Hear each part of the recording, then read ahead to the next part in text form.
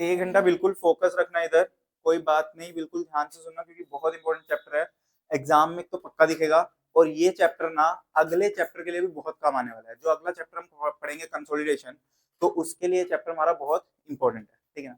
तो चैप्टर का नाम है अमालगमेशन। इसमें हमारी दो चीजें कवर होती है, एक तो चैप्टर भी है अमालगमेशन, और एक हमारा अकाउंटिंग स्टैंडर्ड भी है इसी के ऊपर। तो दोनों चीजें यहाँ पर कवर हो जाएगी। तो अमालगमेशन लिख के उसके ब्रैकेट में लिख दो अकाउंटिंग स्टैंडर्ड 14। संस्कृति छोड़ दो, बुक वगैरह, आज सिर्फ रजिस्टर और पेन चाहिए। हाँ, हाँ, आज नहीं चाहिए। इस चैप्टर के लिए अकाउंट्स में स्टडी मैट नहीं चाहिए, इसमें क्वेश्चंस क्योंकि मैं अपने मेरे पास है वो वाले करवाऊंगा। तो इस चैप्टर अकाउंट्स की स्टडी मैट मत लेके आना इस चैप्टर के लिए। Accounting standard 14, accounting standard 14 amalgamation.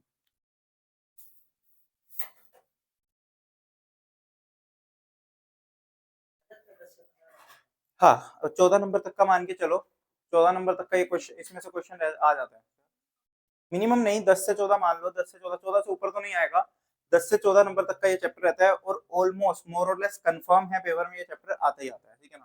तो इंपॉर्टेंट चैप्टर है, पेपर में आएगा ही आएगा, ऐसा मान के चलो, ठीक। क्या होता है पहले के टाइम की अगर मैं बात करूँ ना, थोड़े से पुराने जमाने की, पुराने टाइम की ट्रेडिशनल अप्रोच, यानी कि ट्रेडिशनल टाइम पे क्या होता था कि पहले दो अलग अलग टर्म्स चलती थी। एक होता था अमालगमेशन, एक होता था एब्जॉर्प्शन। एक था अमालगमेशन, एक था एब्जॉर्प्शन। अमालगमेशन वर्ड का मतलब क्या था? अमालगमेशन वर्ड का मतलब था किसी के साथ अमालगमेट हो जाना, यानी कि किसी के साथ जुड़ जाना। मान लो मेरा एक इंस्टीट्यूट है, आदित्य सर का एक इंस्टीट्यूट है, हम दोनों ने मिलके इकट्ठा एक इंस्टीट्यूट खोल लिया और अपना अलग अलग इंस्टीट्यूट बंद कर दिया, तो इसको बोलते थे अमालगमेशन। फिर एक होता था एब्जॉर्प्शन। एब्जॉर्प्शन में क्या होता था, मेरा एक इंस्टीट्यूट है, मैंने आदित्य सर के इंस्टीट्यूट को खरीद लिया, तो वो होता था एब्जॉर्प्शन, किसी को एब्जॉर्ब कर लेना, तो वो क्या कहलाता था? एब्जॉर्प्शन। तो पहले ये दो अलग अलग टर्म्स चलती थी, एक मर्ज के लिए यानी कि मिल जाने के लिए, और दूसरी परचेज के लिए, खरीद लेने के लिए।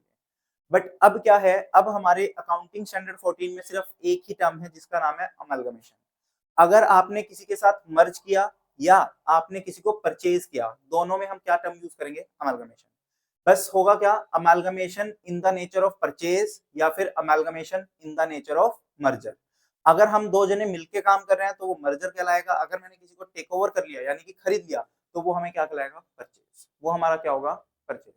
सबसे पहला क्वेश्चन कि सर क्या क्वेश्चन में बताएगा कि वो परचेज का क्वेश्चन है या फिर मर्जर का क्वेश्चन है? नहीं बताएगा। हमें कुछ कंडीशंस है, उन कंडीशंस को देखना होगा। अगर वो कंडीशन फुलफिल हुई तो वो मर्जर का केस है, अगर वो कंडीशन फुलफिल नहीं हुई तो वो परचेज का केस है। तो हम वो देखेंगे। सर इन दोनों में फर्क क्या है? अकाउंटिंग ट्रीटमेंट का फर्क है। अगर परचेज का केस है तो अलग ट्रीटमेंट होगा, अगर मर्जर का केस है तो अलग ट्रीटमेंट रहेगा, ठीक है ना। तो अब हमें इस चैप्टर में यही देखना है सबसे पहले कि ट्रीटमेंट होंगे क्या क्या, परचेज में क्या है, मर्जर में क्या है। परचेज समझ लेंगे, मर्जर समझना इजी हो जाएगा, मतलब एक समझ लिया दूसरा बहुत इजीली समझ आ जाएगा। बचपन में 12th क्लास में और फाउंडेशन में तुमने वो पढ़ा होगा, dissolution of partnership. Dissolution of partnership क्या होता था कि एक फर्म है, पार्टनरशिप फर्म, उसको हम बंद करते हैं। डिसोल्यूशन ऑफ पार्टनरशिप में क्या होता था कि एक फर्म को बंद किया जाता था।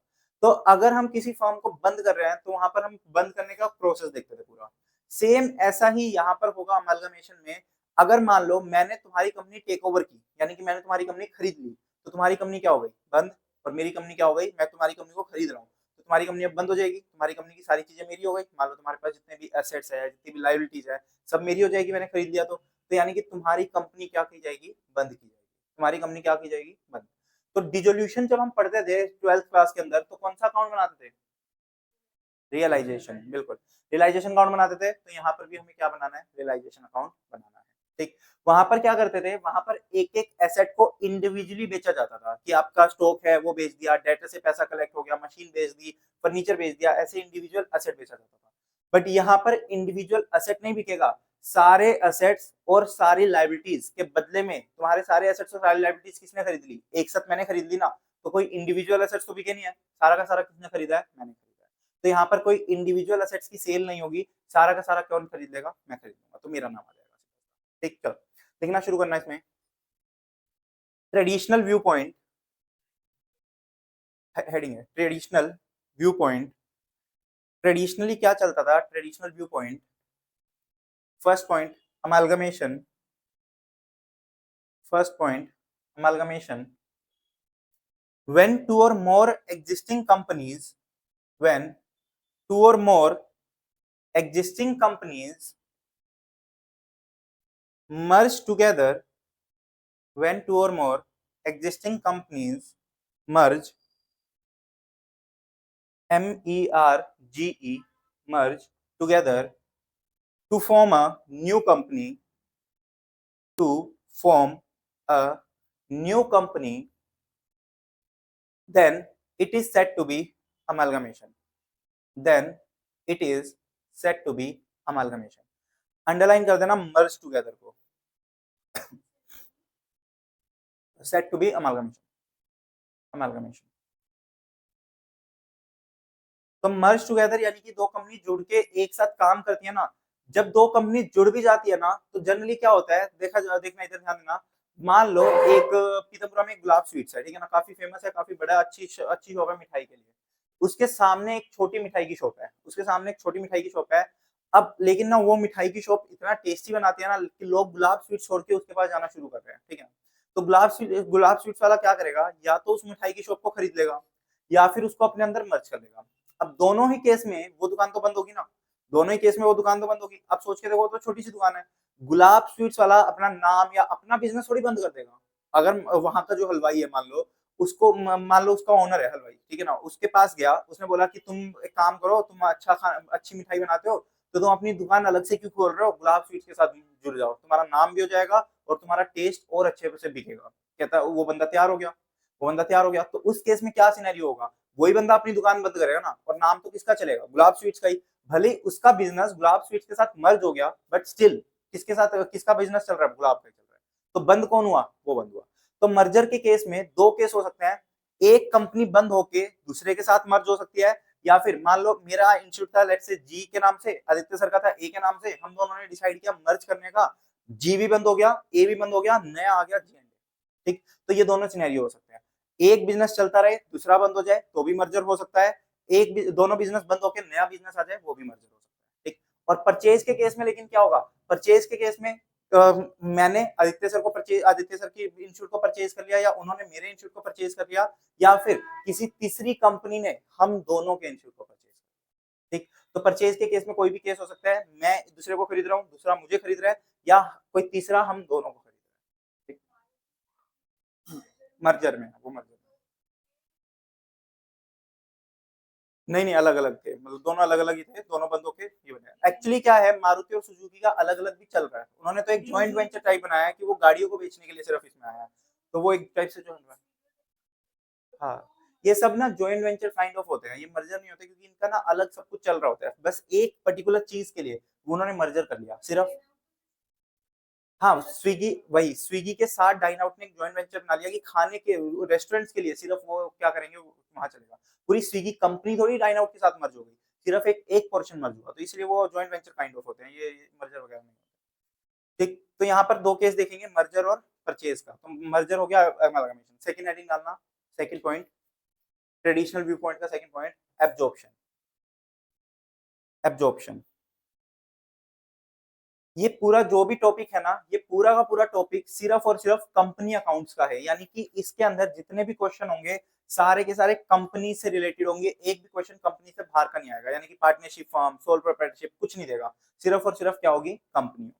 ठीक, तो हमारा कोर्स कुछ इसी तरीके से स्ट्रक्चर किया गया है कि ऑलमोस्ट कंपनीज को ही कवर करा है। सिर्फ एक मैं ब्रांच चैप्टर अगर मैं छोड़ दूं ना, सिर्फ जो ब्रांच अकाउंटिंग लास्ट चैप्टर है हमारा 15 चैप्टर, उसको छोड़ के बाकी सारा का सारा सिर्फ और सिर्फ कंपनी अकाउंट्स है, सिर्फ और सिर्फ कंपनी, क्योंकि एएस किस पे एप्लीकेबल होता है, कंपनीज के ऊपर।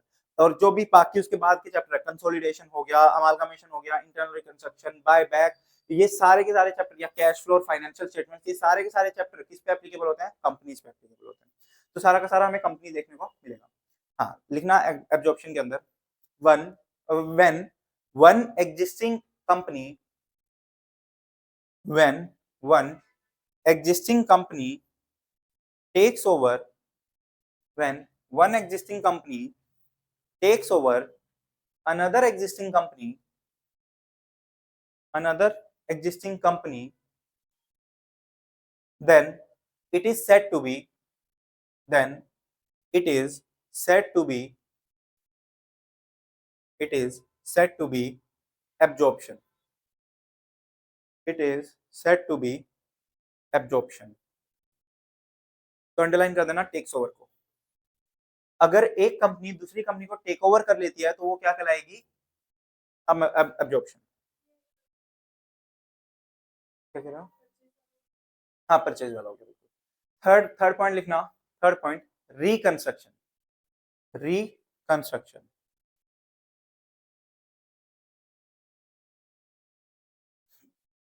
रिकंस्ट्रक्शन वर्ड से क्या समझते हो? रिकंस्ट्रक्शन वर्ड तो सुनना मतलब नॉर्मल सा वर्ड है, क्या समझते हो? एग्जैक्टली। रिकंस्ट्रक्शन का मतलब क्या होता है कि दोबारा कंस्ट्रक्ट करना, यानी कि मान लो अगर ये बिल्डिंग है, मैं इस बिल्डिंग को दोबारा कंस्ट्रक्ट करता हूँ तो वो क्या कहलाएगा? रिकंस्ट्रक्शन। अब इसमें ना दो तरीके हो सकते हैं। पहला तरीका क्या कि मैंने बिल्कुल पूरी बिल्डिंग को खत्म कर दिया, वो बिल्कुल बंद कर दी बिल्डिंग, तोड़फोड़ कर दी बिल्कुल, और बिल्कुल शुरू से एक नई बिल्डिंग बनानी शुरू की, तो ये होता है एक रिकंस्ट्रक्शन। दूसरा रिकंस्ट्रक्शन क्या है? मैंने पूरी बिल्डिंग ना तोड़ के कुछ अंदर अंदर से ही रिकंस्ट्रक्शन करवा दिया, सिर्फ कुछ चीजों का रिकंस्ट्रक्शन करवा दिया, रेनोवेशन टाइप कह सकते हो। तो ऐसे कंपनीज के केस में होता है, कंपनी जब बहुत ज्यादा लॉसेस में चल रही होती है ना, कंपनी बहुत ज्यादा लॉसेस में लगातार बहुत सालों तक लॉसेस में चलती जा रही है, तब कंपनीज अपने आप को रिकंस्ट्रक्ट करवाती है। उसमें दो टाइप के होते हैं, एक होता है एक्सटर्नल रिकंस्ट्रक्शन, एक होता है इंटरनल रिकंस्ट्रक्शन। एक्सटर्नल रिकंस्ट्रक्शन का मतलब क्या होता है कि वो अपने आप को पूरा लिक्विडेट कर देंगे, पूरी कंपनी बंद कर देंगे और एक नई कंपनी एक नए नाम के साथ शुरू करेंगे। ठीक, तो वो होता है एक्सटर्नल रिकंस्ट्रक्शन। मोर और लेस ना एक टाइप से परचेज हो गया। मान लो मेरा कोई बिजनेस चल रहा था कुछ भी नाम से, अब वो बिजनेस ना बिल्कुल लॉसेस में चल रहा था, तो मैंने अपना वो बिजनेस बंद किया और एक नए नाम से बिजनेस को लेके आया। लेट्स से एबीसी लिमिटेड चल रहा था, अब मैंने एक्सवाईजेड लिमिटेड से नई कंपनी खोल ली। ठीक, तो इनडायरेक्टली ये बोल दूं कि एक्सवाईजेड ने एबीसी को खरीद लिया। ठीक, तो ये एक्सटर्नल रिकंस्ट्रक्शन जो होता है ना, ये एक टाइप से एब्जॉर्प्शन जैसा ही है। लेकिन दूसरा होता है इंटरनल रिकंस्ट्रक्शन। इंटरनल रिकंस्ट्रक्शन क्या होता है? मैं पूरा बिजनेस बंद नहीं करता, मैं अपने बिजनेस में कुछ कुछ चीजें चेंजेस कर देता हूँ, कुछ कुछ चीजें चेंज करता हूँ। अभी आगे जाके ना हमारा इंटरनल रिकंस्ट्रक्शन नाम से एक चैप्टर आएगा, जिसमें हम इंटरनल रिकंस्ट्रक्शन के बारे में पूरा डिटेल में समझ लेंगे कि कैसे होती है इंटरनल रिकंस्ट्रक्शन, ठीक है। बट जो एक्सटर्नल रिकंस्ट्रक्शन है वो हमारा यहीं पर कवर हो जाएगा। लिखना इसके अंदर, रिकंस्ट्रक्शन के अंदर, it can be of two types. It can be of two types. First, it can be of two types. First, external reconstruction. External reconstruction. Second, sorry, पहले external में लिख लो। चलो, external reconstruction लिखना इसके अंदर, when an existing company, when an existing company, when an existing company liquidates itself,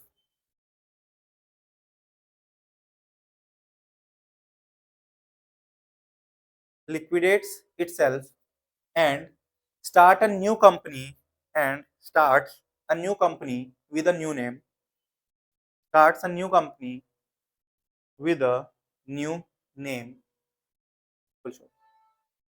तो एक company ने अपनी कंपनी बंद कर दी और रीस्टार्ट किया किसी दूसरे नाम से, तो वो हो गया एक्सटर्नल रिकंस्ट्रक्शन। दूसरा लिखना इंटरनल रिकंस्ट्रक्शन। तो इसमें कोई नई कंपनी नहीं बनेगी, कोई नया नाम नहीं आएगा, उसी कंपनी में चेंजेस कर दिए जाएंगे। When a company internally reconstructs, when a company internally reconstructs itself, internally reconstructs itself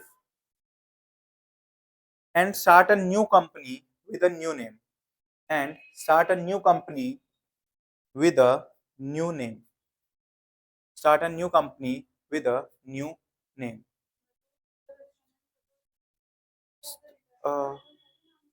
अरे मैंने लाइन गलत बोल दी। When a company internally reconstructs itself और recognize itself, यहाँ से काटना एंड के बाद से, मैंने ऊपर वाली लाइन रिपीट कर दी। हाँ, और recognize itself, reorganize itself, reorganize itself, then it is said to be, then it is said to be internal reconstruction. तो यानी कि वो अपने आप को इंटरनली रिकंस्ट्रक्ट कर रहे हैं या रीऑर्गेनाइज कर रहे हैं, बस अपनी ही कंपनी के इंटरनली अंदर के अंदर रीऑर्गेनाइज कर रहे हैं, तो उस केस में वो क्या कहलाएगा? इंटरनल रिकंस्ट्रक्शन कहलाएगा। ब्रैकेट में लिख दो no new company is formed, no new company is formed. लिखना इसके एक और ब्रैकेट में detail study in separate chapter, detail study in separate chapter. तो इसका एक अलग चैप्टर रहेगा, उस चैप्टर में हम इसके बारे में पढ़ेंगे।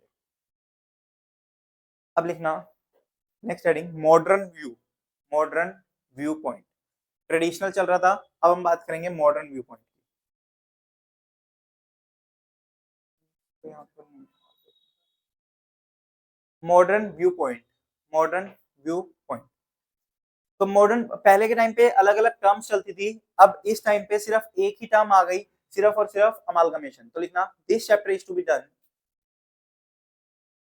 This chapter is to be done as per, this chapter is to be done as per accounting standard 14, as per accounting standard 14 and amalgamation can be of two types, amalgamation can be of two types, two types में दो arrow बना दो इसके नीचे, two types के नीचे। amalgamation can be of two types, first in the nature of merger, in the nature of merger, bracket में लिख देना पूलिंग ऑफ इंटरेस्ट मेथड, इसका दूसरा नाम है pooling, POOLING, pooling of interest method. और सेकंड पॉइंट पे लिख देना in the nature of purchase, purchase method, in the nature of purchase, purchase method.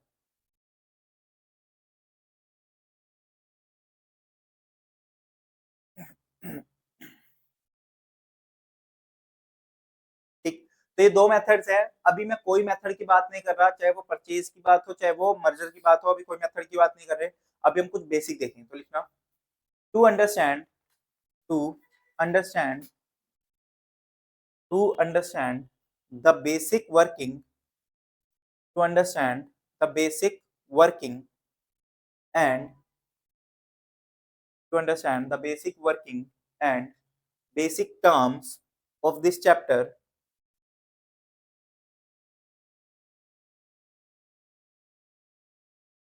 comma, consider the following example, consider the following example।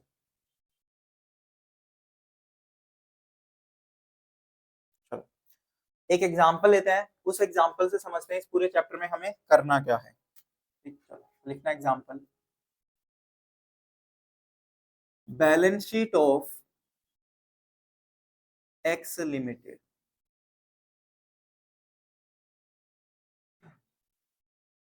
Banana X limited की balance sheet, liability amount assets amount, liability amount assets amount, liability amount asset amount.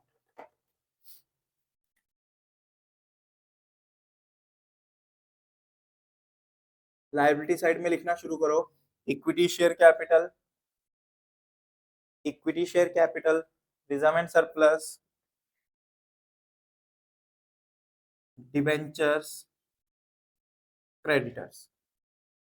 Equity share capital मान लो 150 की, ये हो गई 15 की, ये हो गई 50 और ये भी हो गई 15, तो कितना हो गया 200।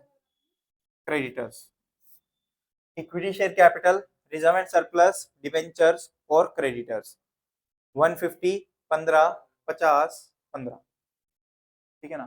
तो ये चार हो गए। एसेट साइड पे plant and machinery 100, land and building 50, debtors 40, stock 30, कितने हो गए,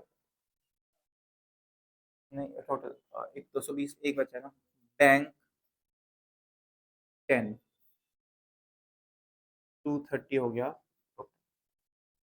230 आ गया हमारा क्या total.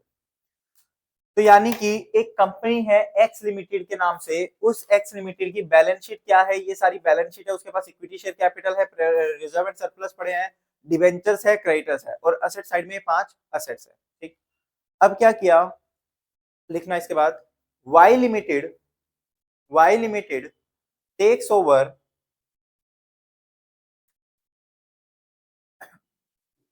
Y limited takes over the entire business of X Limited. Y Limited takes over the entire business of X Limited. ठीक, तो यानी कि Y Limited ने X Limited का पूरा बिजनेस टेक ओवर कर लिया। तो इस केस में खरीद कौन रहा है, Y Limited, बिक कौन रहा है, X Limited। तो Y Limited क्या हो गई, इसके नीचे लिख दो परचेजिंग कंपनी। वाई लिमिटेड हमारी क्या हो गई, परचेजिंग कंपनी, और एक्स लिमिटेड क्या हो गई, ये हमारी हो गई वेंडर कंपनी। ये हमारी क्या हुई, वेंडर कंपनी, यानी कि जो सेल कर रही है वो क्या हो गई, वेंडर कंपनी, मतलब कि सेलर हो गया। और जहां पर वर्ड आ गया एंटायर बिजनेस या फिर सिर्फ बिजनेस भी लिखा हो, इसका मतलब क्या हो गया कि all assets and all liabilities. जहां वर्ड लिख दिया कि अगर मैंने तुम्हारा पूरा का पूरा बिजनेस खरीद लिया, तो पूरे के पूरे बिजनेस का मतलब क्या हो गया, all assets and all liabilities. तो दोनों की दोनों चीजें हमने पूरी खरीद ली। ठीक, तो all assets and all liabilities, full stop. तो 3 टर्म्स हमने यहाँ सीख ली, एक हो गया परचेजिंग कंपनी वाई लिमिटेड, एक बिजनेस का मतलब देख लिया, और एक सेलर वेंडर कंपनी या फिर सेलर देख लिया हमने। ठीक ना, फुल स्टॉप लगा के नेक्स्ट लाइन में, बिजनेस इज परचेज फॉर। तो इस पूरे चैप्टर में ना ध्यान रखना, जब जितने भी क्वेश्चंस होंगे, जितने भी एग्जांपल्स होंगे, मैं परचेजिंग कंपनी हूं, तुम वेंडर कंपनी हो, यानी कि मैं तुम्हारी कंपनी को परचेज कर रहा हूं। तो अब सोच के देखो, तुम एक्स लिमिटेड हो, मैं वाई लिमिटेड हूं, तो मैं तुम्हारी कंपनी को परचेज कर रहा हूं अगर, तो तुम बदले में मुझसे कुछ तो मांगोगे, पैसे मांगोगे। ठीक, तो business is purchase for ₹170। Business is purchase for ₹170। एक काम करो, 170 लाख लिख दो, और इस बैलेंस शीट के ऊपर लिख दो इन लैक्स। बैलेंस शीट लैक्स में थी, तो 170 lakhs. Business is purchase for 170 lakhs, यानी कि मैंने तुम्हारी कंपनी खरीदी, तो तुम कितने रुपए में खरीदी, 170 लैक्स में, 170 लैक्स में। तो इस 170 लाख को क्या बोला जाता है, परचेज कंसीडरेशन। इस 170 लाख के नीचे ऐसे ही बॉक्स बना के एरो डाल के लिख दो परचेज कंसीडरेशन। नहीं, हर एक में अलग अलग रहेगा, हर एक बिजनेस का अलग अलग वैल्यू रहेगी। परचेज कंसीडरेशन, तो 170 यानी कि क्या हुआ, परचेज कंसीडरेशन। कंसीडरेशन मतलब क्या, कुछ बदले में देना। तो मैंने अगर तुम्हारी कंपनी परचेज की, तो तुम्हें बदले में क्या दे रहा हूँ, इसलिए उसको बोला जाता है परचेज कंसीडरेशन। चाहे मर्जर का केस हो, चाहे परचेज का केस हो, टर्म यही बोली जाएगी, परचेज कंसीडरेशन। ठीक है ना, आगे लिखना, and it is to be paid as, it is to be paid by Y limited, and it is to be paid by Y limited in cash, in cash ₹70 lakh, ₹70 lakh, and in equity shares, in equity shares ₹100 lakh, in equity shares ₹100 lakhs। तो यानी कि मैं तुम्हारी company अगर तुमसे purchase कर रहा हूं कितने रुपए में, 170 लाख में, तो वो 170 लाख के बदले में मैं तुम्हें वो 170 लाख कैसे दूंगा। तो मैंने क्या किया, 70 लाख का तो तुम्हें कैश दे दिया हाथों हाथ, और बचे हुए 100 लाख के मैंने अपनी कंपनी के शेयर्स तुम्हें इशू कर दिए। ठीक है ना, अपनी कंपनी के शेयर्स तुम्हें इशू कर दिए 100 लाख के। तो इस तरीके से मैंने तुम्हें परचेज कंसिडरेशन पे कर दिया। तो इसको बोला जाता है डिस्चार्ज ऑफ परचेज कंसिडरेशन। तो कैश से लेके लास्ट तक पूरा का पूरा क्या है, डिस्चार्ज ऑफ परचेज कंसिडरेशन। जैसे किस किस तरीके से आपने पैसा दिया वो बताता है डिस्चार्ज ऑफ परचेज कंसिडरेशन। ठीक है ना, वो बताता है डिस्चार्ज ऑफ परचेज कंसिडरेशन।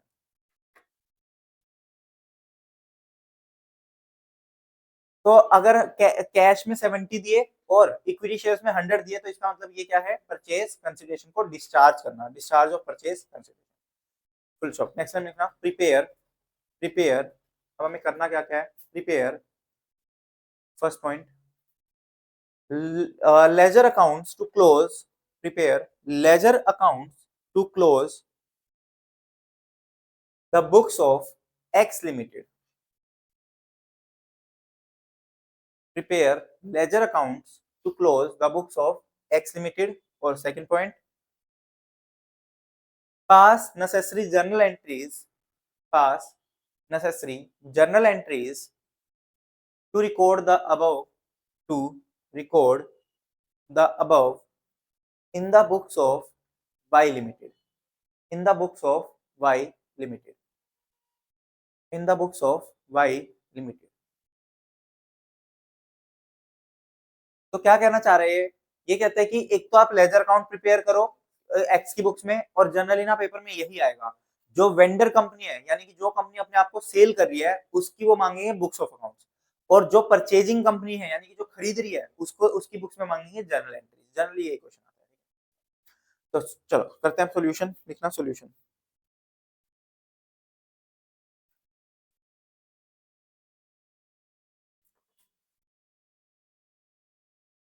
ठीक, तो हमें दो चीजें बोली, एक बोला कि एक्स लिमिटेड की बुक्स को क्लोज करके दिखाओ, और एक हमें बोला वाई लिमिटेड की बुक्स में जर्नल एंट्री पास करके दिखाओ।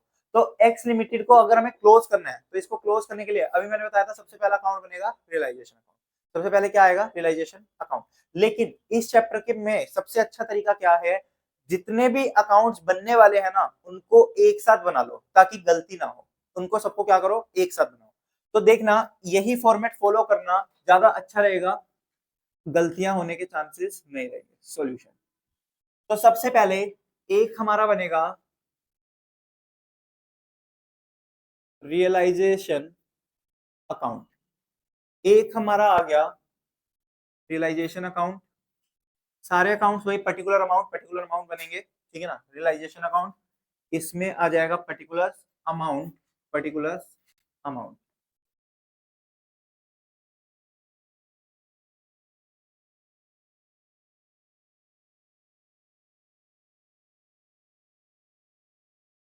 Particular amount, particular amount, particular amount, particular amount. ठीक, एक हमारा हो गया रियलाइजेशन अकाउंट, ये फिक्स अकाउंट है कुछ जो इसमें बनेंगे बनेंगे। पहला क्या हो गया रियलाइजेशन अकाउंट। दूसरा क्या हो गया, जिस कंपनी ने हमारी कंपनी को खरीदा, यानी कि तुम क्या थे एक्स लिमिटेड, तुम्हारी कंपनी को किसने खरीदा, वाई लिमिटेड ने। तो दूसरा अकाउंट बना लो जिस कंपनी ने खरीदा उसका, वाई लिमिटेड। तो अभी तो ना पहला क्वेश्चन है तो तुम्हें जगह समझ नहीं आ रही होगी कितनी कितनी छोड़नी है। तो रियलाइजेशन के लिए ऑलमोस्ट 5 और 6 7 लाइनें छोड़ दो, 5 6 7 लाइनों का बनेगा। वाई लिमिटेड 2 3 लाइनों का बनेगा। जब तुम कुछ क्वेश्चन की प्रैक्टिस कर लोगे ना तो तुम्हें खुद समझ आ जाएगा कि किस अकाउंट के लिए कितनी लाइनें छोड़नी है।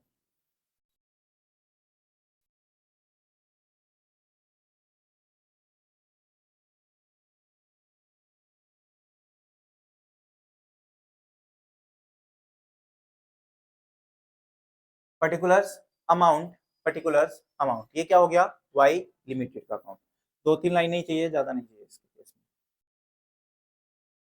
ठीक, अब वाई लिमिटेड से बदले में हमें क्या क्या मिला, एक बात ध्यान करो। जब हम वो बनाते थे रिजोल्यूशन करते थे पार्टनरशिप फर्म का, तो रियलाइजेशन अकाउंट बनाते थे, फिर एक क्या बनाते थे पार्टनर्स कैपिटल अकाउंट बनाते थे, और एक कैश का अकाउंट बना देते थे, ठीक है ना।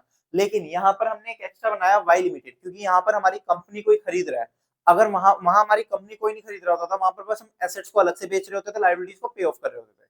बट यहाँ पर हमारी कंपनी खरीद रहा है कोई, तो इसलिए उस कंपनी का अकाउंट बन गया। अब इस कंपनी से हमें बदले में क्या क्या मिला, एक तो शेयर्स मिले और एक कैश मिला। तो हम एक बनाएंगे कैश का अकाउंट, कैश या बैंक जो भी बैलेंस शीट में हो वो बना लेना। बैंक लिखा है आई थिंक, तो बैंक लिख देना चाहिए, कोई नहीं कुछ भी लिख दो दोनों में से। हाँ ये भी ज्यादा लाइनों का नहीं है, 3 4 लाइनें बहुत है।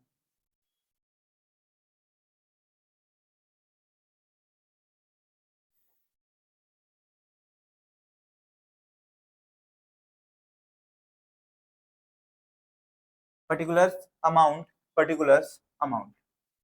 ठीक, तो ये हो गया हमारा एक और अकाउंट। एक इनसे हमें क्या मिला है, कैश के अलावा शेयर्स मिले हैं। कौन सी कंपनी के शेयर्स मिले हैं, एक्स के या वाई के, वाई के, तो अकाउंट का नाम क्या होगा, equity shares in Y limited account, equity shares in Y limited account, equity shares in Y limited account. ये भी 2-3 लाइनों का ही चाहिए, ये भी कितना 2-3 लाइनों का ही चाहिए, equity shares in Y limited account, एक पर्टिकुलर अमाउंट, ये 4 हो गए। अब सोच के देखो, डिसोल्यूशन में हम क्या करते थे, रियलाइजेशन अकाउंट बनाते थे, एक पार्टनर्स कैपिटल अकाउंट बनता था, क्योंकि वहां पर पार्टनर्स होते थे। यहाँ पर कौन होते हैं, इक्विटी शेयर होल्डर्स, यहाँ पर कौन होते हैं, इक्विटी शेयर होल्डर्स। तो एक लास्ट 5वां अकाउंट बनेगा इक्विटी शेयर होल्डर्स अकाउंट के नाम से, इक्विटी शेयर होल्डर्स अकाउंट।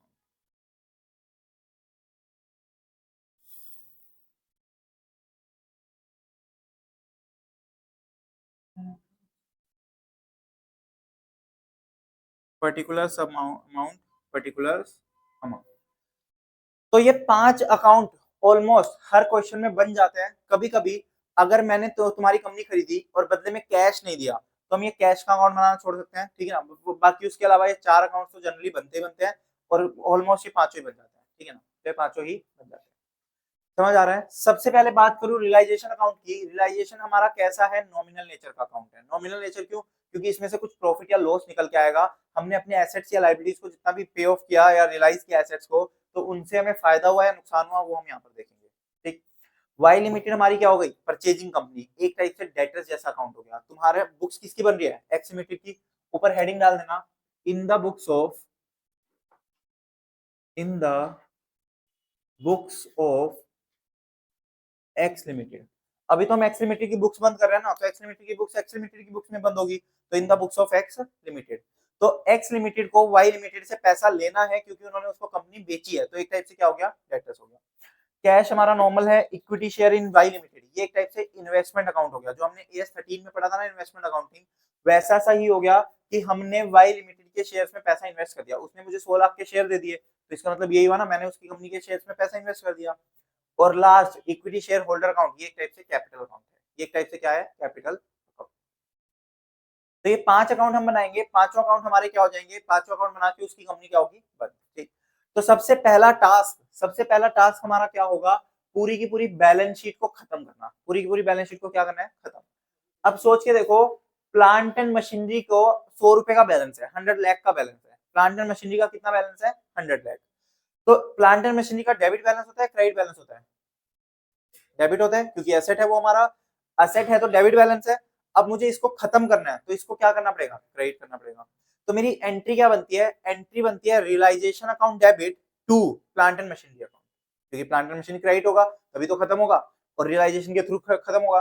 तो realisation account debit to plant and machinery account. तो रियलाइजेशन अकाउंट क्या हुआ, डेबिट, नाम क्या आएगा, टू प्लांट एंड मशीनरी। तो यहाँ पर मैं लिखूंगा टू, कंपनी खत्म हो रही है, बिल्कुल कंपनी बंद हो रही है, तो हमें अपना एसेट सारे खत्म करने हैं।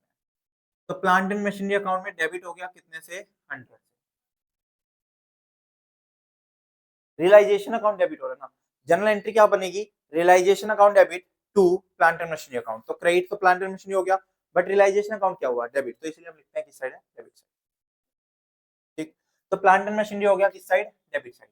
सेम ऐसा ही किसके साथ होगा, लैंड एंड बिल्डिंग अकाउंट 50, फिर डेटर्स 40, स्टॉक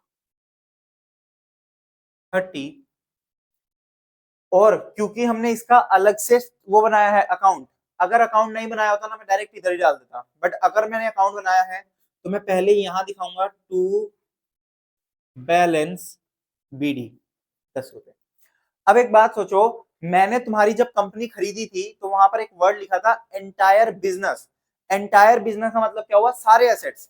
तो उन सारे एसेट्स में ये 10 लाख रुपए का कैश भी आ गया, यानी कि मैंने तुम्हारे 10 लाख रुपए कैश भी ले लिया, तो यानी कि तुमने मुझे दे दिया, तो वो भी किस में चला जाएगा, फिर रियलाइजेशन अकाउंट में। तो यहां लिखूंगा मैं बाय रियलाइजेशन अकाउंट 10 का, तो यहां आ जाएगा टू बैंक या कैश, कुछ भी लिख लेना, 10 का। अगर उसने क्वेश्चन में लाइन लिखी होती कि Y limited takes over the entire business except cash of X limited, तो उस केस में फिर मैं यहाँ पर कैश नहीं लिखता, ठीक, क्योंकि मैंने वो नहीं दिया उसको, ठीक। हाँ, कैश अकाउंट तो बनता ही, और उसमें यहाँ पर कैश का बैलेंस दिखता रहता है। हाँ, मतलब परचेज कंसिडरेशन आ रहा, वो तो आएगा ही आएगा। तो अगर कैश में नहीं भी आता तो भी फिर बनाते, क्योंकि ये बैलेंस दिखता रहता है यहाँ पर 10 रुपए, जब तक हम खत्म नहीं कर देते, ठीक। एक बात ध्यान रखना, कंपनी बंद हो रही है तो कोई भी अकाउंट बचेगा नहीं, कोई भी अकाउंट बचेगा नहीं, सब कुछ खत्म होके जाएगा, ठीक। तो एसेट साइड सारी खत्म हो गई, खत्म, सब कुछ डाल दिया। अब हम बात करते हैं लायबिलिटी साइड की। इक्विटी शेयर कैपिटल का कौन सा बैलेंस होता है? Credit balance. उसको क्या करेंगे? डेबिट। कहाँ? रियलाइजेशन में नहीं, इक्विटी शेयर होल्डर्स अकाउंट में। याद करो 12th की डिसोल्यूशन, पार्टनर्स कैपिटल अकाउंट का जो बैलेंस होता था वो कहां डालते थे? पार्टनर्स कैपिटल अकाउंट में डालते थे। तो इक्विटी शेयर कैपिटल का, यानी कि शेयर कैपिटल या रिजर्व एंड सरप्लस जितना भी होगा ना, सारा का सारा किस में जाएगा? Equity share holders. और किस साइड जाएगा? अब ये इसका क्रेडिट बैलेंस है, तो अब हमें इसको क्या करना है? डेबिट। तो एंट्री क्या बनेगी? Equity share capital account debit to equity share holders account. Equity share capital account debit to equity share holders account.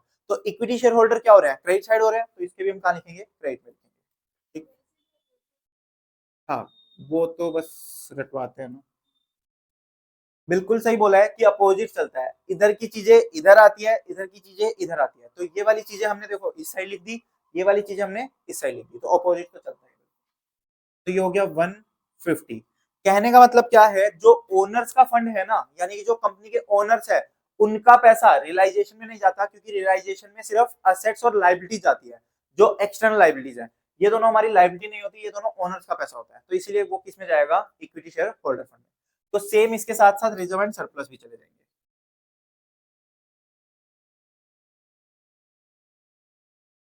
कितने का? 15, 15।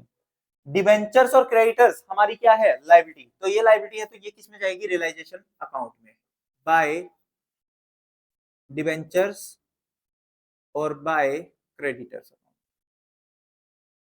डिवेंचर्स अकाउंट और क्रेडिटर्स अकाउंट 50 और 15, 50 और 15, 50 आ गया और 15 आ गया, यहां तक।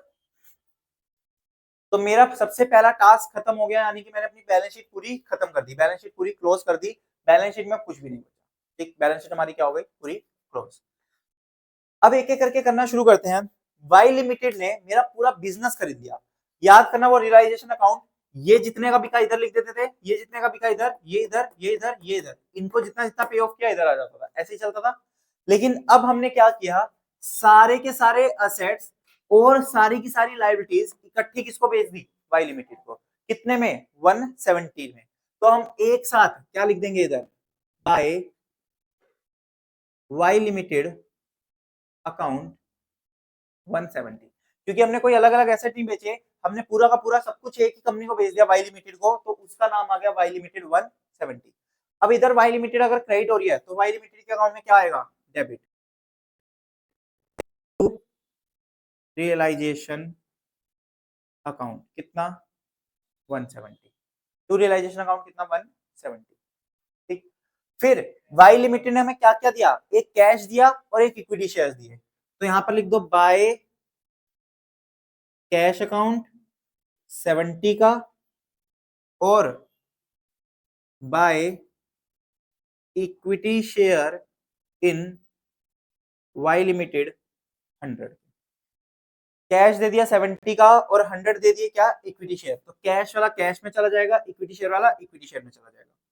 तो टू वाई लिमिटेड 70। हाँ, क्या कह रहे हो? क्वेश्चन में दिया हुआ है। तो 70 चला गया कैश के अंदर और 100 चला गया किधर? इधर। बात समझ आ रही है?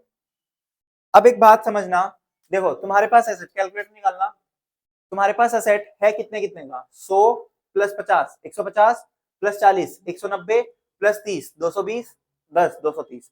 तो यानी कि तुम्हारे असेट्स कितने के थे? 230 के। बदले में तुम्हारी लायबिलिटी कितने की थी? 50 और 15 65। तो यानी कि मैंने तुम्हारी कंपनी खरीदी, तुम्हारे सारे के सारे असेट्स ले लिए कितने के? 230 के। लेकिन मैंने तुम्हें बोला कि तुम्हारी जो 65 की लायबिलिटी है ना, वो भी मैं ही पे ऑफ करूंगा। तो यानी कि 230 माइनस 65 कितना हुआ? 165। तो यानी कि तुम्हारा जो बिजनेस मैंने खरीदा, तो तुम्हारे बिजनेस की वैल्यू कितनी थी 165, लेकिन मैंने बदले में तुम्हें कितने दिए 170। तो मेरा क्या हुआ नुकसान, लेकिन तुम्हारा क्या हुआ फायदा। तो इसको क्या बोलेंगे प्रॉफिट। या फिर हम बैलेंसिंग भी कर सकते हैं, इसकी बैलेंसिंग करोगे तो इधर बैलेंस आएगा और इसको बोलते हैं प्रॉफिट।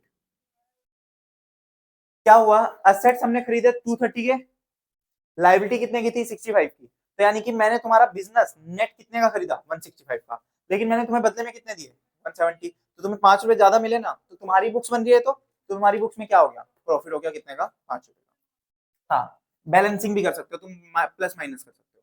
ठीक, अब इस प्रॉफिट का क्या करेंगे, किसको देंगे प्रॉफिट। ये प्रॉफिट किसके लिए होता है, ओनर्स के लिए। अगर कोई प्रॉफिट कमा रहा है तो वो किसका होगा, ओनर्स का। तो ओनर्स यानी कि कौन, profit transferred to equity share holders account.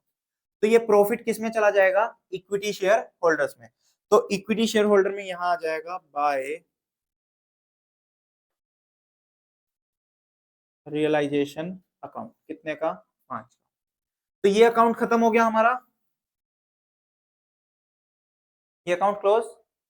ठीक, ये अकाउंट भी क्लोज हो गया हमारा।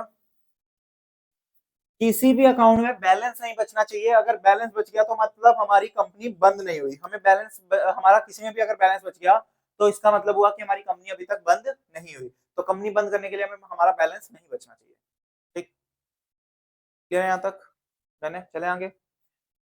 अब एक बात सोचो, सारी ट्रांजेक्शन हो गई, सब कुछ खत्म हो गया, कंपनी बंद हो गई, कंपनी के पास कैश बच गया 70 रुपए का, क्या करेगी, ओनर्स में बांट देगी, जो कंपनी के ओनर्स है उसमें बांट देगी।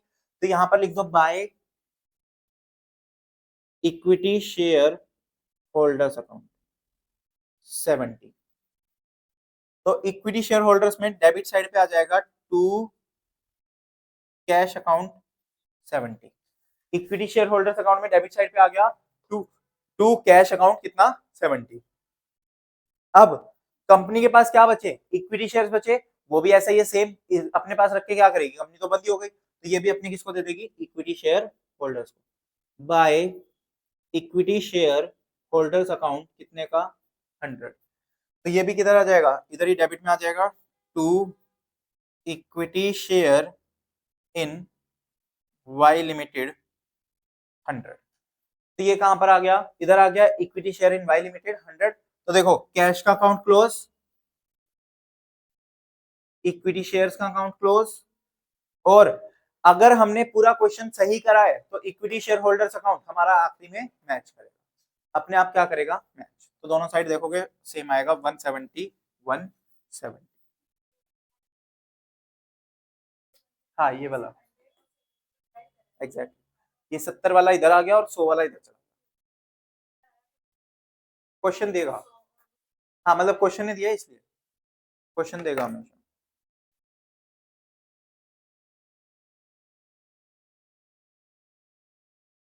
ठीक है, क्लियर है। तो ये था हमारा क्या, किसी भी कंपनी की, किसी भी कंपनी को क्लोज करना। तो एक्स लिमिटेड की जो नेटवर्थ थी, एक्स लिमिटेड की जो औकात थी वो कितनी थी 165 की, लेकिन हमने उसको कितने दे दिए 170। तो 5 रुपए एक्स्ट्रा दे दिए, ठीक है ना। तो वो आ गया, क्लियर है यहाँ तक, कोई डाउट इतने में। एक बार फटाफट से सारे अकाउंट गो थ्रू कर लो कि कौन सा अकाउंट में कहाँ से पैसा कहाँ जा रहा है, कहाँ से बैलेंस किस में जा रहा है, सबको गो थ्रू कर लो।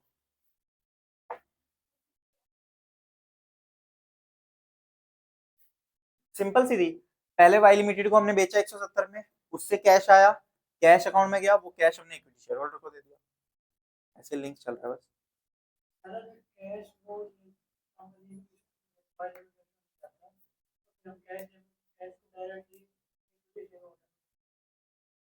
अगर ये वाला, हाँ, तो फिर अगर ये वाला 10 रुपए का कैश वाई नहीं लेके जाता तो हम 80 रुपए दे देते उनको। फिर इकट्ठा करके दिखा दो, चाहे 10 और 70 का प्लस करके to equity share by equity share 80 रुपए 80 रुपए। मतलब कैश की और इसकी बैलेंसिंग फिगर हमेशा किस में ट्रांसफर हो जाएगी, इक्विटी शेयर होल्डर्स। डन, चलो नेक्स्ट साइड निकालना। In the books of Y limited,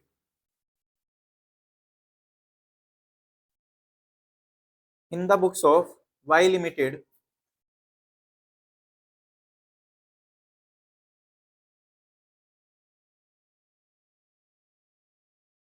in the books of Y limited journal entries, journal entries. तो वाई लिमिटेड की बुक्स में हमें क्या करना है, जर्नल एंट्रीज पास करनी है।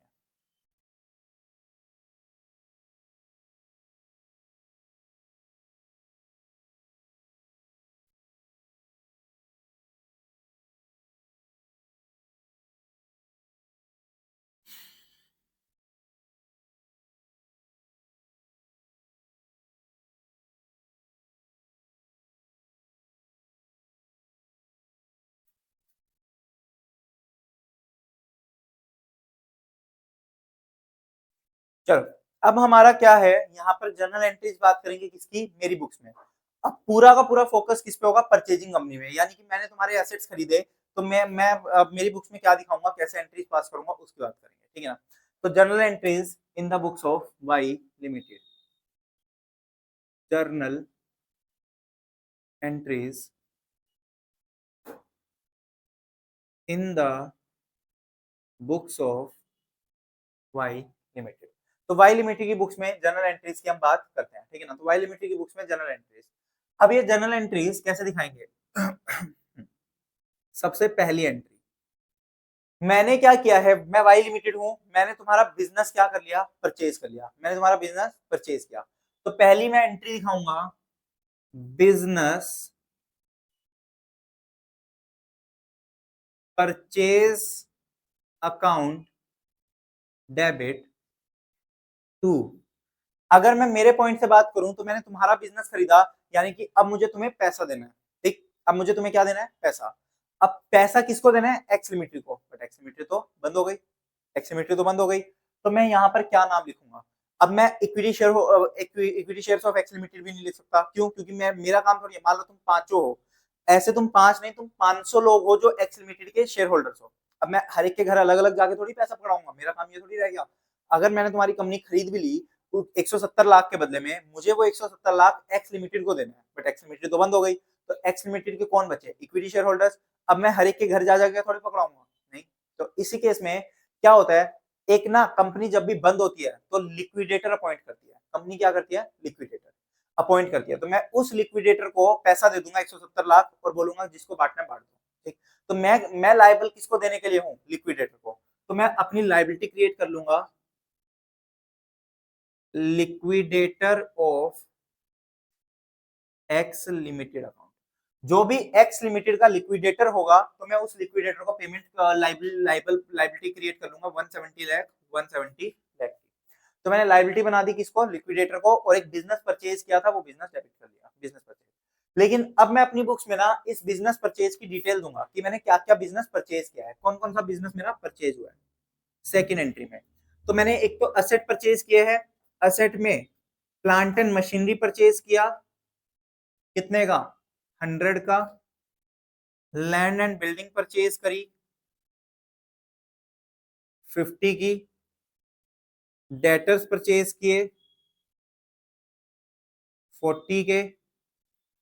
स्टॉक परचेज किया 30 का। और बैंक अकाउंट ले लिया उससे 10 का। ये पांचों एसेट्स परचेज कर लिए। लेकिन बदले में एक लाइन छोड़ देना, अभी एक बार यहां ध्यान देना, चलो।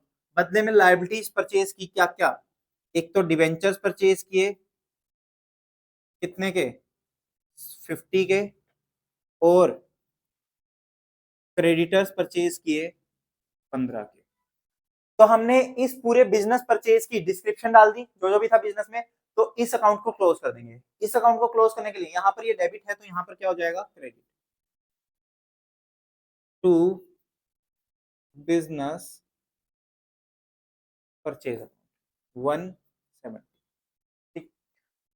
तो ये 170 वही था जितने में बिजनेस को खरीदा था, और उतने की लाइबिलिटी बना दी लिक्विडेटर को, उस बिजनेस की पूरी डिटेल दे दी। तो यहाँ पर क्या आ गया, बिजनेस परचेज।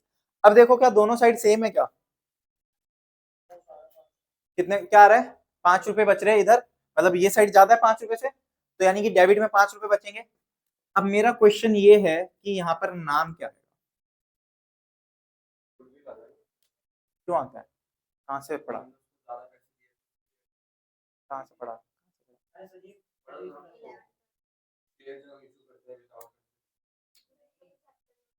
गुडविल वाले में तो नहीं था, नहीं, उसमें तो नहीं होगा।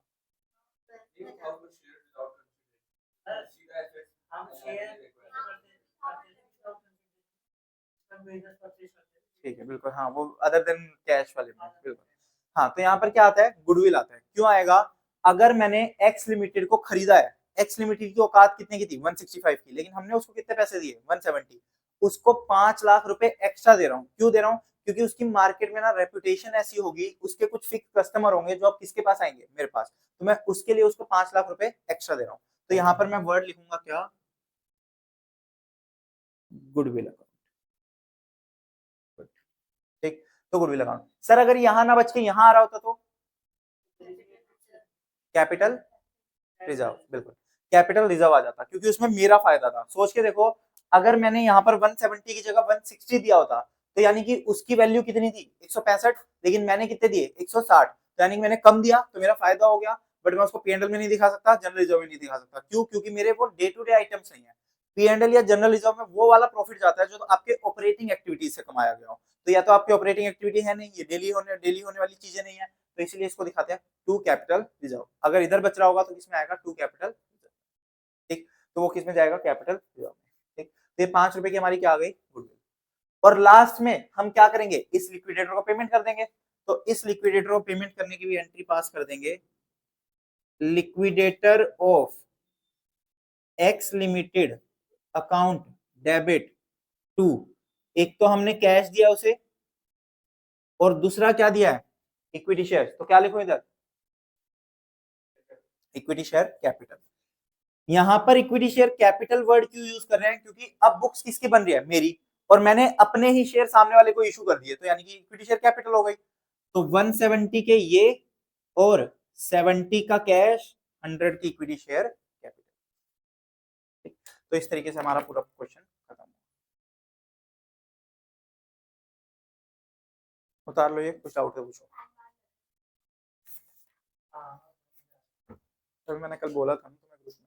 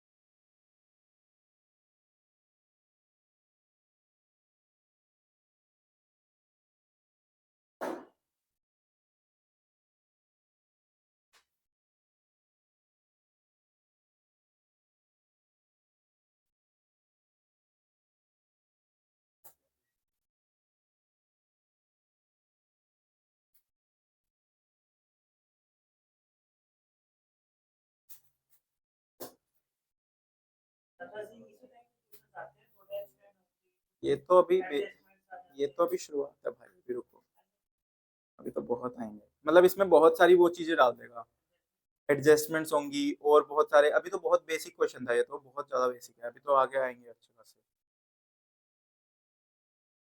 चलो देखना, एक और example, example number 2,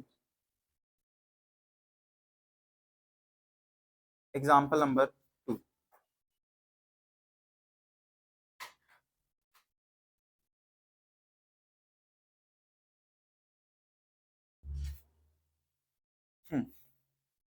example number 2, थोड़ी सी इसमें मैं अमेंडमेंट वो एडजस्टमेंट्स बढ़ा दूंगा, थोड़ी सी चीजें चेंज कर देंगे। लिखना, balance sheet of X limited, same ऐसी बैलेंस शीट बना दो, particular sorry liability amount, asset amount.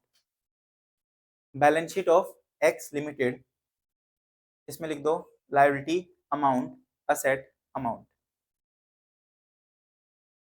Liabilities amount, asset amount,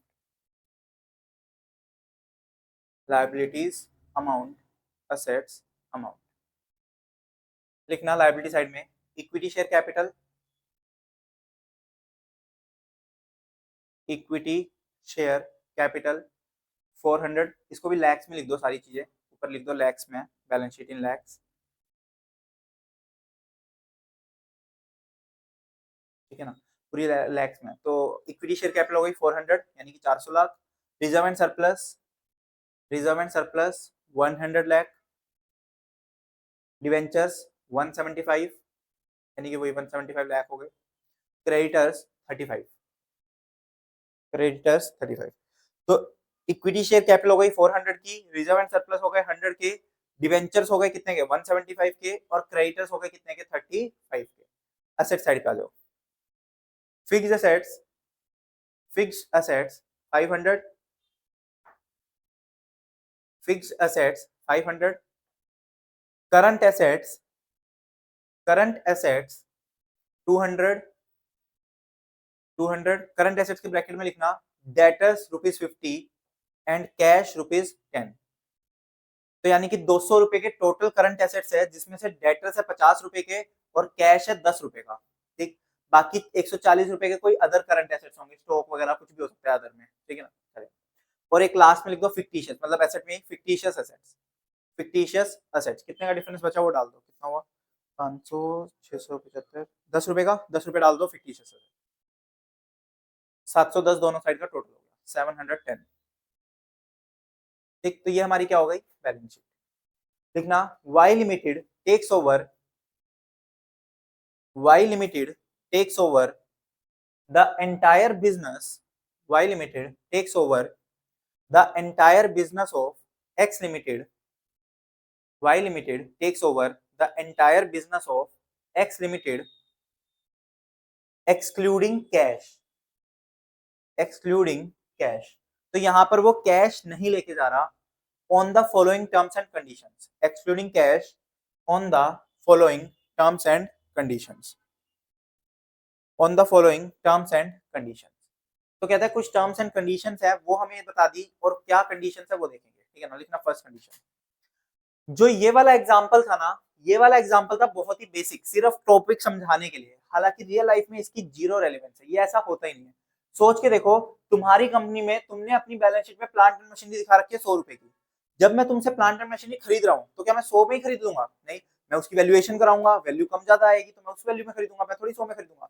तुम अपनी बुक्स में दिखाने को तो 1000 रुपए दिखा दोगे, तुम्हारी चॉइस है ना वो, तो मैं थोड़ी उसी वैल्यू पे खरीद लूंगा, मैं अपनी तरफ से वैल्यूएशन करवाऊंगा, तो वो वैल्यू चेंज हो जाती है, ठीक है ना। ये तो इसीलिए ये वाला जो एग्जांपल था ना, सिर्फ और सिर्फ फॉर्मेट समझाने के लिए था, टर्म्स दिखाने के लिए था कि क्या क्या टर्म्स होती हैं, ठीक है ना, क्या क्या टर्म्स कहते हैं। अब टर्म्स एंड कंडीशन क्या है, पहली fixed assets are purchased, fixed assets are purchased at 90% of their book value. Fixed assets are purchased 90% of their book value. तो यानी कि मैंने तुम्हारी कंपनी परचेज करी, और उस कंपनी के बदले में जो उस कंपनी के तुम्हारे जो फिक्स्ड एसेट्स थे उनको मैंने जो खरीदा वो कितने पे खरीदा 90% पे। यानी कि तुमने अपनी बुक्स में 500 रुपए की दिखा रखी है, बट मैंने तुमसे 450 रुपए में उनको खरीद लिया, ठीक है ना 450। Second condition, provision for bad and doubtful debts, provision for bad and doubtful debts is to be created at 6%. Provision for bad and doubtful debts is to be created at 6%. क्या कह रहा है, मान लो तुमने अपनी बुक्स में debtors दिखा रखे थे 50 के, तो तुम मुझे बोलने लगे कि भाई 50 रुपए लेने हैं डेटर से, लेकिन मुझे लगा कि उसमें से ना 6% यानी कि 3 रुपए के डेटर्स डाउटफुल हो जाएंगे, डेट्स मतलब बैड डेट हो जाएंगे, तो 3 रुपए नहीं मिलेंगे, तो मैंने क्या किया 3 रुपए प्रोविजन बनवा दिया। Full third point, liquidation expenses of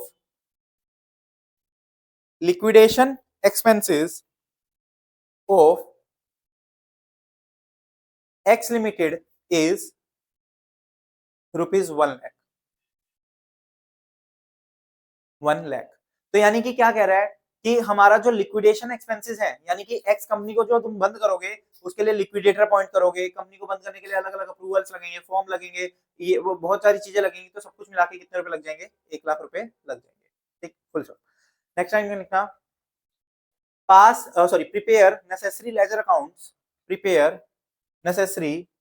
accounts, ये फोर्थ पॉइंट नहीं है, नॉर्मल वो है requirement. Prepare necessary ledger accounts to close the books of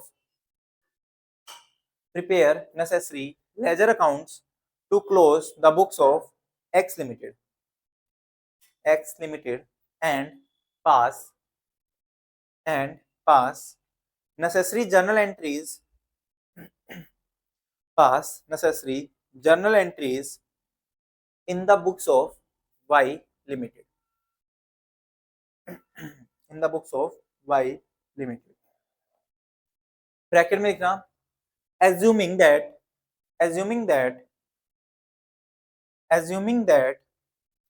all the purchase consideration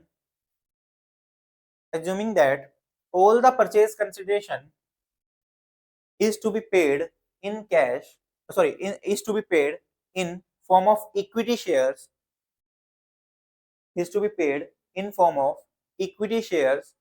of purchasing company. यानी कि जितना भी परचेज कंसिडरेशन है सारा का सारा हम किस में पे करेंगे, इक्विटी शेयर्स में, मतलब कैश कुछ भी नहीं दे रहा। ठीक, मैंने तुम्हारी कंपनी खरीदी तो मैं सारा का सारा पैसा इक्विटी शेयर्स में दूंगा, कैश कुछ भी नहीं दे रहा। ठीक, तो सर लेकिन इस क्वेश्चन में हमें एक परचेज कंसिडरेशन बताई तो है नहीं बताई ना क्वेश्चन में कि मैंने कंपनी कितने में खरीदी। तो अगर ऐसा केस है जिसमें नहीं बताएगा तो उस केस में हमें कैलकुलेट करनी पड़ेगी। कैसे कैलकुलेट करेंगे? इसमें तो 170 देखते हैं अभी कैसे करेंगे। इसमें कुछ कुछ चीजें चेंज होगी, कुछ कुछ चीजें नो प्रॉफिट नो लॉस पे आएगी। अभी देख लेते हैं। तो देखो मैंने क्या किया, मैंने तुम्हारी कंपनी परचेज की। कंपनी परचेज करने का मतलब तुम्हारे एसेट्स और लायबिलिटीज ले ली मैंने। तुम्हारे एसेट्स क्या क्या थे, एक मैंने तुमसे फिक्स एसेट्स लिया, एक मैंने तुमसे क्या लिया, फिक्स एसेट के बाद करंट एसेट्स ले लिए। करंट एसेट्स में सारे ले लिए मैंने, लेकिन कैश छोड़ दिया। करंट एसेट्स में क्या छोड़ दिया, कैश। उसमें लिखा था ना एक्सक्लूडिंग कैश, तो मतलब मैंने कैश को टेक ओवर नहीं करा, तो मैं कैश नहीं लेके गया, तो बचे हुए ले लिए। और लाइबिलिटीज ले ली। नहीं कैश तो 10 लिखवाया था ना मैंने, कैश लिखवाया था ना 10 रुपए। ठीक, तो सबसे पहले एक लिखना सॉल्यूशन के अंदर, solution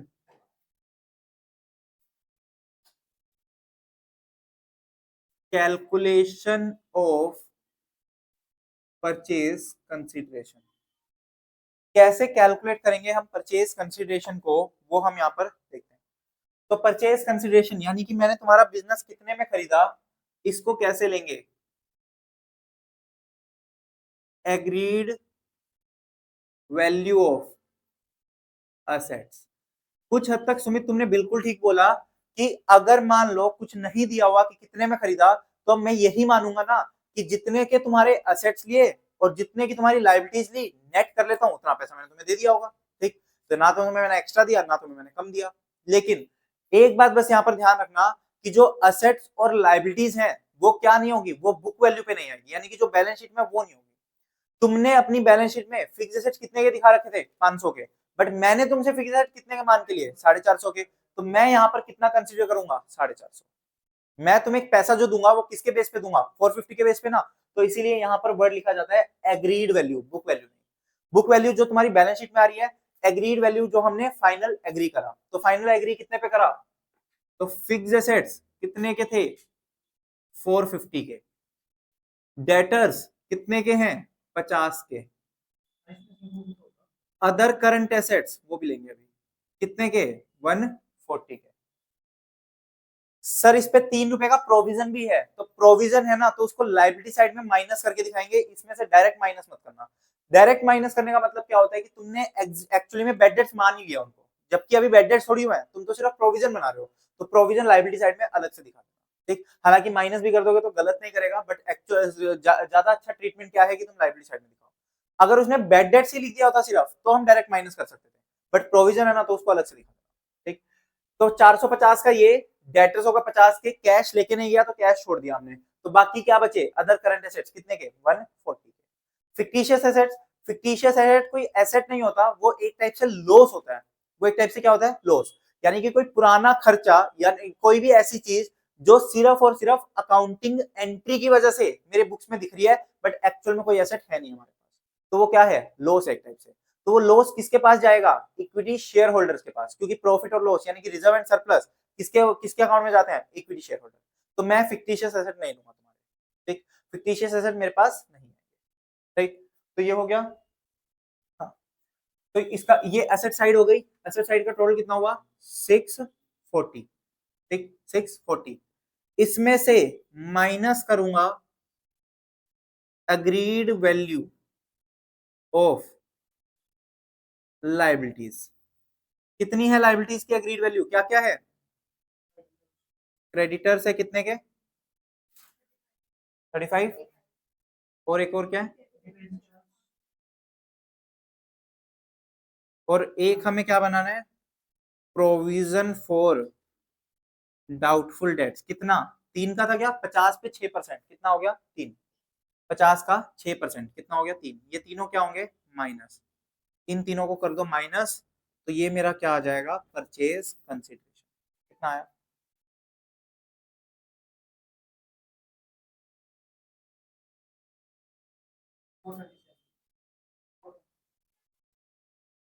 427 rupees 427।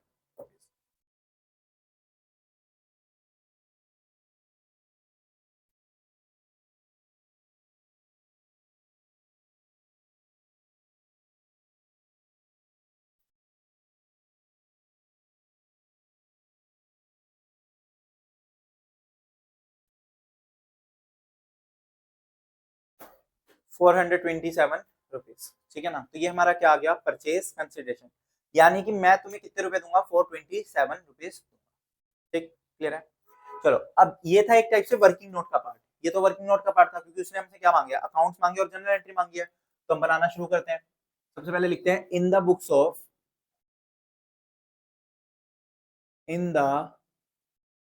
Of X limited. X limited की बुक्स में सबसे पहले क्या बनेगा रियलाइजेशन अकाउंट।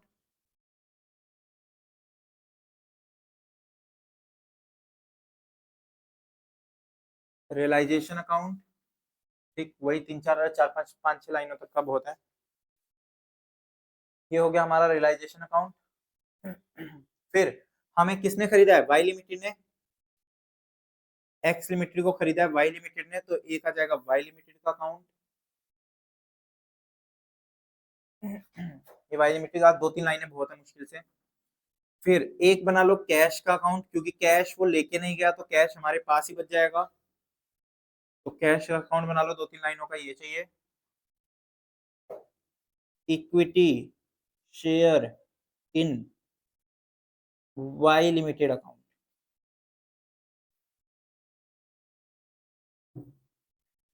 ये भी 2 3 लाइनें बहुत है इसके लिए भी। ठीक और एक लास्ट में बनेगा हमारा equity share holders account.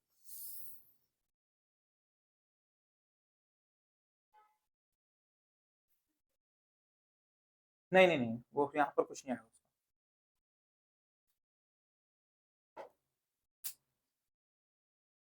Done ये सारे अकाउंट्स। सबसे पहला टास्क हमारा क्या है बैलेंस शीट को खत्म करना। बैलेंस शीट को खत्म करेंगे तो असेट साइड पे क्या है एक फिक्स एसेट्स है। फिक्स एसेट्स है तो वो किधर आ जाएंगे रियलाइजेशन अकाउंट में। इधर डेबिट साइड पे लिखेंगे तो लिख दो टू फिक्स एसेट। कितनी वैल्यू पे लिखूं 500 या 450? क्या कहते हो सब? एक 500 450 500 450 500 500। क्यों 500? क्योंकि हम एक्स लिमिटेड को बंद कर रहे हैं। किसकी बुक्स बना रहे हैं एक्स की। 450 में तो किसने खरीदा वाई ने। तो एक्स को क्या लेना था ना एक्स तो अपनी बुक्स बंद कर रहा है ना। अगर तुमने यहाँ पर 450 लिखा तुम्हारी बैलेंस शीट में कितना है 500। तो अब क्या खत्म हुआ अकाउंट नहीं। तो अकाउंट खत्म करने के लिए यानी कि प्लांट एंड मशीनरी को खत्म करने के लिए कितना लेना पड़ेगा पूरा बुक वैल्यू लेनी पड़ेगी। नहीं नहीं हाँ मतलब रियलाइज करा होता तो दूसरी साइड वो जाता 450। पहले तो पूरा पूरा as it is balance sheet वाला अमाउंट आएगा। हाँ क्योंकि वो तो पूरा खत्म करना है ना हमें तो खत्म करने के लिए as it is book value लेनी पड़ेगी। ठीक फिर उसके बाद दूसरा क्या था करंट एसेट्स में डेटर थे तो टू डेटर कितने का 50 का। एक कैश था लेकिन कैश वाई लेके नहीं गया। तो अगर कैश वाई नहीं लेके गया तो हम किस में डाल देंगे कैश अकाउंट में। टू बैलेंस पीडी 10 रुपए का।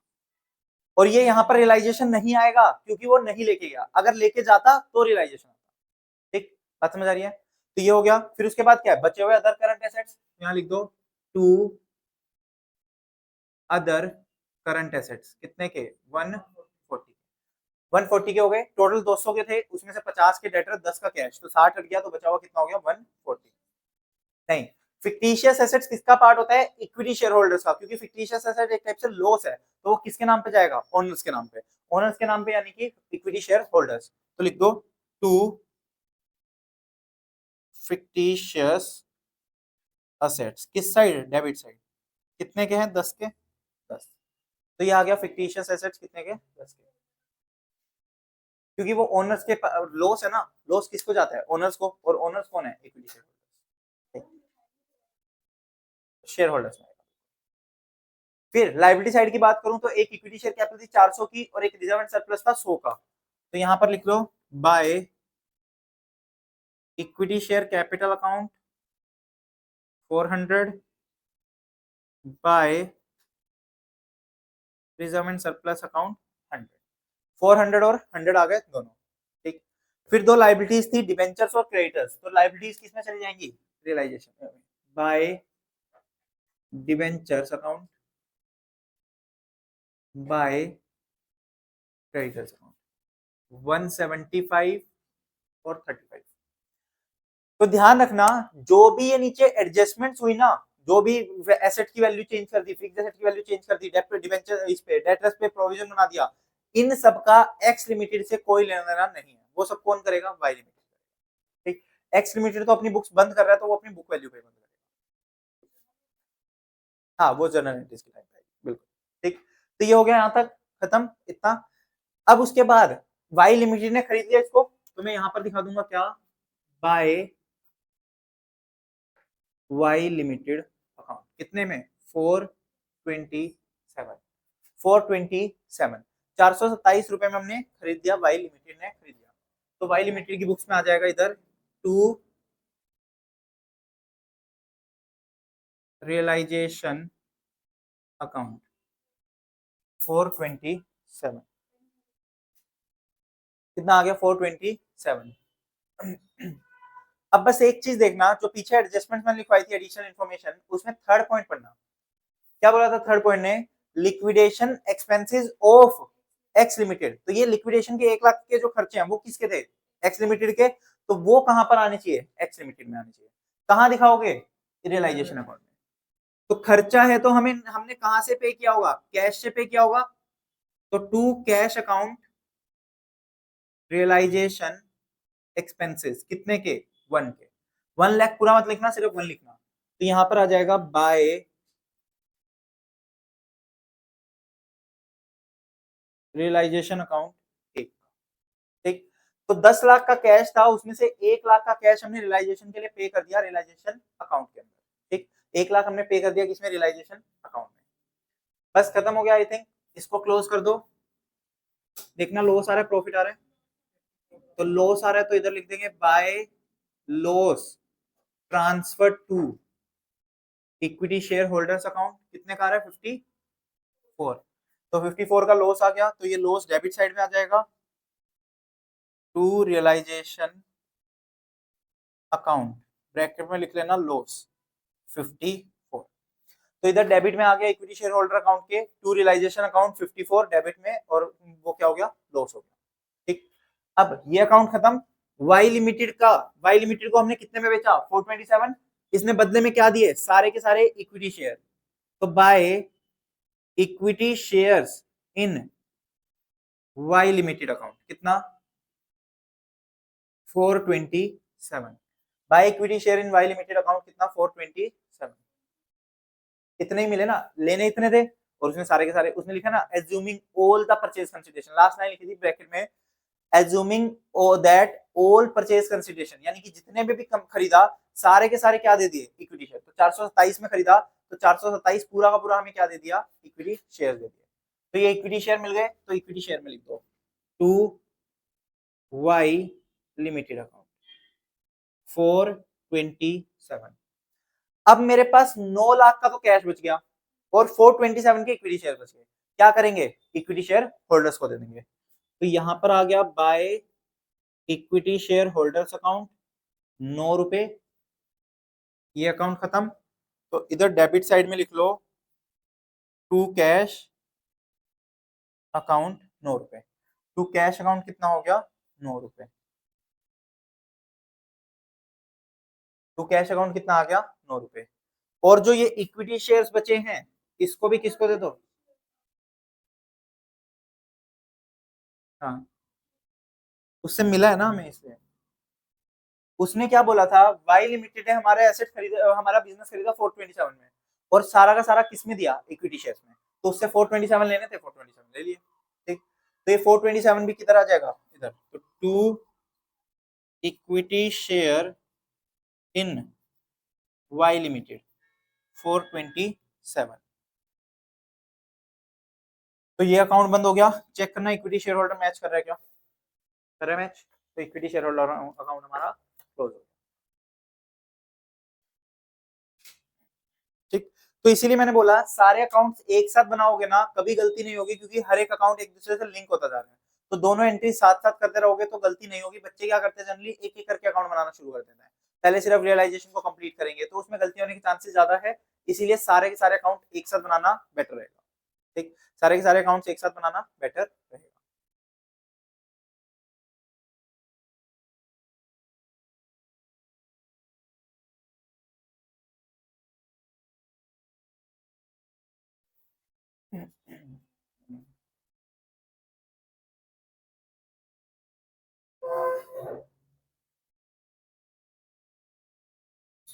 क्लियर है क्या? कोई डाउट?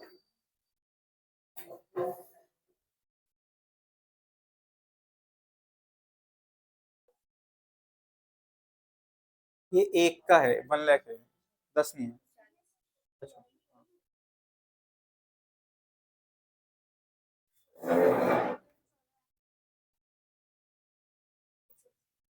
इसके हो जाने चाहिए 7-8 कम से कम। नहीं नहीं, मतलब थोड़ा सा चीजें हैं, दोनों के लिए है मेन, तो मतलब आधा आधा ही मान लो ऑलमोस्ट, जो इसके लिए इंपॉर्टेंट है, क्योंकि अभी आगे जाके ना और अच्छी खासी एडजस्टमेंट आएंगी। इतना सा क्वेश्चन नहीं आता, ये क्वेश्चन तो 14 नंबर का बनता ही नहीं है। ये क्वेश्चन नहीं आएगा, अगर आएगा तो 6 से 8 नंबर का। तो अभी एडजस्टमेंट्स अच्छी खासी होंगी, चीजें बहुत ज्यादा होंगी, तो बस एग्जांपल्स हैं। डन। अब हमें क्या करना है? अब हमें पास करनी है journal entries in the books of Y limited. तो लिखना journal entries in the books of Y limited. अब हम अपनी बुक्स में, यानी कि मेरी बुक्स में, वाई लिमिटेड की बुक्स में जर्नल एंट्रीज को पास करके दिखाएंगे। जर्नल एंट्रीज को पास करके दिखाएंगे। तो लिखना journal entries in the books of Y limited. Journal entries in the books of Y limited. पहली एंट्री, तो पहली एंट्री क्या होगी? Business purchase account debit to liquidator of X limited. तो हमने एक बिजनेस खरीदा और बदले में लिक्विडेटर को लाइबिलिटी बना ली, कितने से? 427 से। 427, 427। ठीक, तो 427 से हमने क्या किया? बिजनेस परचेज कर लिया और लिक्विडेटर को हमने लाइबिलिटी बना ली। सेकंड एंट्री में क्या आएगा? जो हमने बिजनेस परचेज किया उसके सारे एसेट्स लिखेंगे और लाइबिलिटीज। तो एसेट्स में अब क्या क्या है? अब ध्यान देना, यहाँ पर मैं अपनी बुक्स की बात कर रहा हूँ, तो मैंने तुम्हारे फिक्स एसेट्स खरीदे, बट मैंने कितने में खरीदे? 450 में। तो मैं अपनी बुक्स में तो कितना दिखाऊंगा? 450। तुमने चाहे 500 दिखाए, चाहे कितने भी दिखाए अपनी बुक्स में, बट मेरी बुक्स में मैंने 450 में खरीदा है, तो मैं अपनी बुक्स में 450 पे ही दिखाऊंगा। तो फिक्स एसेट्स अकाउंट डेबिट कितने पे? 450। डेटर्स अकाउंट डेबिट कितने का? 50 का। अब यहां पर प्रोविजन बिल्कुल मत माइनस करना। ये जो वर्किंग नोट है ना, इसमें अगर तुम चाहो तो यहीं पर प्रोविजन माइनस कर देना, बट जर्नल एंट्री में प्रोविजन अलग से ही दिखाना। क्योंकि अगर जर्नल एंट्री में तुमने 47 लिख लिया तो तुमने मान लिया कि वो बेड डेट्स हो गया, जबकि वो बेड डेट्स हुआ नहीं है अभी। हो सकता है कि वो बेड डेट्स हो जाए, तो इसीलिए जर्नल एंट्री में डेटर पूरा लिखना 50 का, और प्रोविजन को क्रेडिट साइड पे अलग से दिखाना, माइनस करके मत दिखाना। फिर और क्या है? Other current assets account debit कितने के? 140। बस यही थे। कैश तो लिया नहीं उसने, एक लाइन छोड़ देना। टू एक उसने क्या लिया, debentures account 175, to creditors account 35, to provision for doubtful debts कितने का था, 3 का, और बचा हुआ क्या आया, टू बिजनेस परचेज कितने का, 427। देखो दोनों साइड मैच करी होगी, चेक करना, मैच करिए ना। एक्चुअली ना जब भी हम परचेज कंसिडरेशन को कैलकुलेट करने के लिए ये वाला मेथड लगाएंगे ना, तो एंट्री के अंदर हमेशा दोनों साइड मैच ही करेगी, क्योंकि अल्टीमेटली देखा जाए इन तीनों चीजों को तुमने डेबिट में लिखा, इन तीनों चीजों को क्रेडिट में लिखा, और बचा हुआ बैलेंस यही है, तो डिफरेंस तो वही है ना, तो इसलिए कभी भी गुडविल और कैपिटल रिजर्व आएगा ही नहीं इस केस में। अगर क्वेश्चन में परचेज कंसिडरेशन खुद से दी हुई है तब तो निकलेगा, जैसे फर्स्ट एग्जांपल में देखा, बट अगर हमने परचेज कंसिडरेशन इस मेथड से निकाली है, यानी कि एसेट्स माइनस लायबिलिटी करके, तो यहाँ पर नहीं। ठीक, एक्चुअली ये भी ना मेथड्स होते हैं परचेज कंसिडरेशन के, जो अभी हम लिखेंगे नेक्स्ट क्लास में, अभी तो हम जस्ट बेसिक समझ रहे हैं इस चैप्टर का पूरा। ठीक, तो ये हमारी दूसरी एंट्री हो गई, और थर्ड एंट्री बस लिक्विडेटर को पेमेंट दो, liquidator of X limited account debit to equity share capital account, कितना 427 और 427, 427 और 427, तो ये हमारा क्या आ गया, फाइनल एंट्री।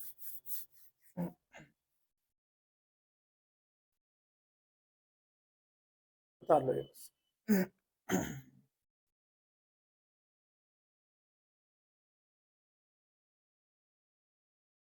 हाँ वो सिर्फ एक्स में दिखेंगे, फिर हम यहाँ नहीं दिखेंगे,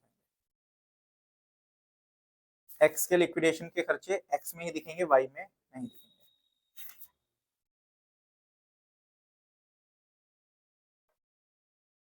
चलो तो ये था अमेलगमेशन का बेसिक्स, काफी बेसिक पढ़े, बट क्वेश्चंस में एक्चुअल में काफी सारी अलग अलग ट्रांजेक्शन, अलग अलग एडजस्टमेंट्स आएंगी, तो उनको देखना है कि कैसे टैकल करेंगे, वो हम नेक्स्ट क्लास में देखेंगे। आज के लिए इतना ही करते हैं।